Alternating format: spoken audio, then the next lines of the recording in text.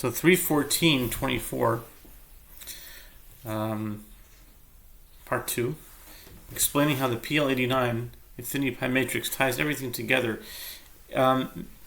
Different people, if you watch videos on physics, mathematics, science, there's sort of a common idea of this thing called the theory of everything. And people ask me, what are you doing? What are you working on? What is this? And really what it is, it's a theory of everything based on rules, mathematical rules that are derived from verses in the Bible. A theory of anything you want to know, anything you want to find out. It's has also been described as a data mining technology. It's a method, a mathematical method, technology, to mine data, to get refined, to extract data that you want and need, and it has a particular focus on that which is true, and absolutely true. And that's a whole other philosophical question about what is truth, and can we actually, how do we go about? But there are some basic ideas about truth coming from, let's say, the Bible. We'll keep it very general in that way.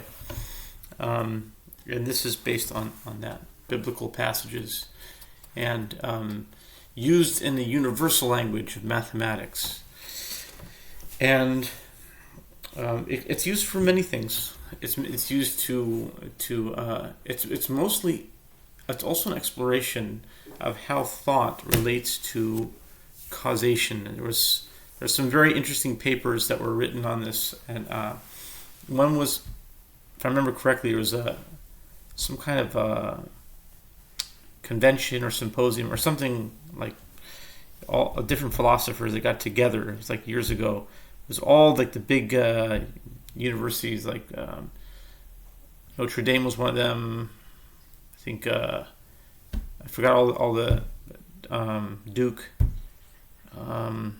just Yale, maybe Yale Divinity School. A lot of different colleges and professors would present their papers there, and one of them was by, if I remember correctly, Peter Shepard, I think his name is, and he had a paper called Causation and the Mental, and this is kind of an exploration in that same vein, like what is our relationship? What is the relationship between what we think about from a biblical perspective?